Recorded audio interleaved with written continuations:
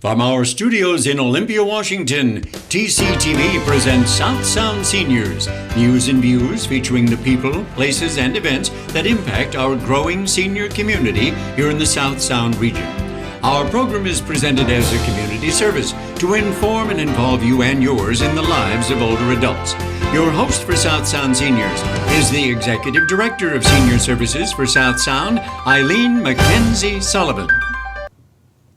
Welcome to South Sound Seniors, a program for and about older adults in our community. And if you've been watching this show for a while, you know that every other month we feature members of the Senior Action Network. Well, it finally dawned on us, some of us are a little slow, that maybe a better explanation of what is that Senior Action Network anyway. We've had some wonderful guests and our viewers have learned some amazing things. But when I say this is a Senior Action Network show, so that you aren't sitting out there going, I wonder what that is, we're going to dedicate this show to the Senior Action Network, and you're going to know as much about it as there possibly is to know. Because I have two wonderful guests here that are going to help explain it, and that's Claire Ferris with Funeral Alternatives of Washington. Welcome, Claire. Well, hi, Eileen. Good to see you. And Bruce Bamford from Bamford's Long-Term Care and Financials, right? Right. All right, well, welcome. So first of all, I'm going to ask you, Claire, you said, I think you know how long you've been a member of the Senior Action Network. Right. We've been a member for 10 years now. Wow, a decade. Yeah. That is great. It's been a great experience. Lots of great people and just a wonderful organization doing good things for the senior community. Yeah, okay. And Bruce, you can't remember how long you've been involved because you were one of the founders, which kind of cracks me up, but we think maybe around 14 I think about 14 years or so. Yeah. So, so I guess I'm going to call upon you to just kind of give a little, because you were actually one of the founding members, and give a little of the history of how was it founded, what happened, what was the spark of creativity? I can remember I was just semi-new in my occupation of doing long-term care planning. Came out of the insurance, as a part of the insurance world, and I was at this meeting for Area Agency on Aging. And Area Agency on Aging is obviously a great organization to help seniors. It's a government agency. Anyway, when we came out of there, I met this person, Dawn Peterson, that we all know very well now, and another lady, I think her name was Teresa, I think. Anyway, they have an organization kind of like this up in Tacoma, and the three of us sat out in the lobby and said we should try to start a group like the Tacoma has down here in Olympia. And so a few of us met, and we came up with the name of Senior Action Network as we're moving down the road, and from there we just started building the whole organization. Okay, so kind of the goal was really focused initially on networking primarily? Yeah, I would say, more so. Who are all the senior advocates in the community, more so? So it was really people who work with seniors, like obviously Senior Services is a member of the Senior Action Network, and Catholic Community Services and the folks from Area Agency on Aging, but it was also people who want to serve seniors through their private businesses as well. Right. Right? Do you remember in the early days how many people would come, how many members there were? Oh, we started off like with 3, then went to 6 and 8 and 10, and moving from one smaller room of meeting like Westwoods or Hampton, and as we grew, and out to the Masonic was one. Then we got to about 50 or 60 people. And now that we have 160 members, we are definitely down at the senior center because that's where we can find a place to sit us all. Right, yeah. Well, it is pretty amazing because it was kind of I guess, organically grew, from those small days, and now it's really amazing. We have, like you said, 160 members, and probably, I think we've been getting up to 75, 80 people at a particular monthly meeting. It's about an average per meeting. Yeah. So, Claire, we meet at the Senior Center, but when are the meetings, and how long do they last? Well, we meet on Tuesday mornings, and once a month, the third Tuesday of the month, right? Fourth, excuse me, the fourth. Well, I won't be there on the third. But it's the fourth Tuesday of the month, and we're there at 7:45 in the morning, and we'll go to just a little bit after 9 o'clock. We try to be done by 9 o'clock. We get a lot done. We have a speaker that comes in and shares some information, so all of us are learning what the other members are doing, but in one thing, but on another thing, we are learning from the community and those that serve seniors that come in and speak to us, and we're getting educated ourselves about what's going on out there. I'll tell you what, I've learned a lot. Have you? There's a lot of things, a lot of concerns as people approach becoming being a senior themselves. And then also those that are in a senior community already, there are certain things that are very confusing for them to try and manipulate or understand and get a grasp of. That's what the network is all about. That's providing information for those that need it, and to help them in a simple way, or at least give them a resource that they can go to to be able to solve a problem that they have. Right. Well, I imagine in your business you deal with a lot of seniors in the funeral business. And we do, and one of the key things about being a part of the Senior Action Network is that when we're serving people and we can see that there is a need for certain things, I can refer them to someone within the network that will help them with their particular need. Yeah. It really works well. I did it this very week, in fact. Wow. I had an individual that needed help. They died without a will. There was no survivor. We were on call with rotation with the coroner's office, and they said, we found a survivor back in Nebraska. Oh my gosh. That was a 96-year-old uncle. Oh, wow. And so we have to call this person back there, get permission to do what they want us to do. But this person had assets out here, and I needed to find someone to help us solve the issues with the estate and help these people back there in Nebraska. And I called on an attorney and a personal representative within the Senior Action Network, people that I could trust to take care of the situation. Yeah. And it really worked fabulous. Wow. Yeah. Isn't that neat? So that's really a good story, success story, to kind of say to other businesses that want to work with seniors, you can serve the people you want to work with better if you know those resources in the community. Well, first and foremost, the Senior Action Network is a network of agencies and businesses within the community with attention to senior needs. Yeah. But we have an obligation. When we sign our membership forms, we sign our name on there saying that we're going to act ethically in the community and we're going to do the right thing. And so we can trust those others that are in the network to help people that we refer to them. Right. It's kind of like the Good Housekeeping seal of approval or something. Local basis. Right, right. It's really a wonderful group. And actually during the meeting we even have a time of networking to thank people that have sent folks your way and to talk about that, which is really a neat thing. I think I had 6 people on my thank you at this last meeting that have referred business into me too and back out. So that's really important. Yeah. And like you said, you know, when you make that call to somebody in SAN, then you have confidence that the person you're sending to them is going to be well treated and taken care of because of their ethics and just because you've gotten to know them too. You know, you've really gotten to know them. You know, and for me, it's the thank yous I get from the client when they come back to my office. Thank you for sending me to Dave Robinson. Thank you for sending me to Michelle Penberthy. Thank you for sending me to these people, Claire to funeral planning. And they come back and they go, what marvelous people. You know, you saved me so much time trying to research this to find out where to even go in the community. Right. Head on.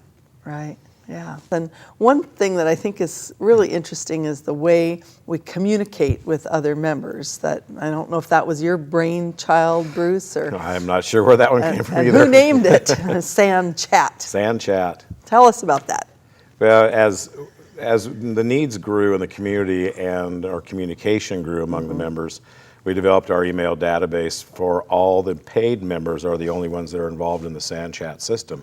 But I remember a specific time a couple of years ago that a wheelchair ramp on a gentleman's house needed to be removed off of the house. And so they I think it was Catholic Community Services sent through a message out through Sand Chat, will any of us volunteer to come out and help remove it? Well, at the same time, we sent out the Sand Chat that we have it available, and not only did it come off the home and we had volunteers take it off, it also went to Shelton and instantly got reinstalled onto another gentleman's house instantly that needed it over there. Wow. And so for communicating between all of us, if we have a hospital bed that we need, or we have something for sale or whatever, it's marvelous for our communication between all members. So people get what they really need to. And pretty instantly. Yeah. Volunteer, somebody's going to show up. Or, Yeah. It's a great system. So, Claire, give us a little thing. I know we've got, funeral industry here, insurance, senior services, but it's a pretty big group. What other kinds of folks are members of the Senior Action Network? Well, it's amazing the types of people, businesses, and agencies that are involved in the Senior Action Network. You can imagine with 170 members, it can be very diverse. But what we've got auto mechanics that can help seniors understand what their needs are and make sure that they're being treated properly. We've got financial advisors. We've got people who run adult family homes. We have the Alzheimer's community out there, and the care centers, and that certainly nursing homes, and all kinds of different people, area agency on aging, and of course senior services for South Sound. There was a couple others that I wanted to make sure that we kind of covered here that were very interesting. I thought we've got people who will not only do financial advising, but attorneys and that are elder care attorneys that I think are very important, that give proper information, power of attorneys and bookkeeping services, just a whole host of people. How about the Timberland Library? Now that's a good thing. It helps seniors to find information and provide them not only information but entertainment. One of the neat things I think is Intercity Transit is a member of Senior Action Network. They teach people how to get around and to utilize the system. The travel trainers. Exactly. So you can see that we have a lot going on. And the services, I always think I love massages, and I found some wonderful massage therapists that come that really want to help keep seniors up and going and active, and massage can be a part of that. We've had acupuncturists. Foot and ankle therapy and physicians and all the likes. Traveling veterinarian that'll go out to the senior's house to take care of their pets. Organizing services. Right. To help people get organized, moving, real estate. It just it goes on and on. But all geared to the needs of seniors. Yeah, that's right. Thanks for bringing out that diversity, because that is really important. So the other thing I'm kind of interested in, though, too, is all of those diverse members. A lot of them want to get the word out about what they do and can do for seniors. Talk to me a little bit about the SAN Speakers Bureau. Well, Bruce and I are on the SAN Speakers Bureau along with some other folks, good folks, and we let members within the organization know that if they want to be on the Speakers Bureau, they can be. They have to meet some certain criteria and sign an ethics agreement. And then what happens is we go out and we educate the community on diverse information, all kinds of different things related to seniors. But we do it on the basis of never having any sales involved. It is purely an educational program, and it does a great service for those folks, and we have a lot of fun doing it too.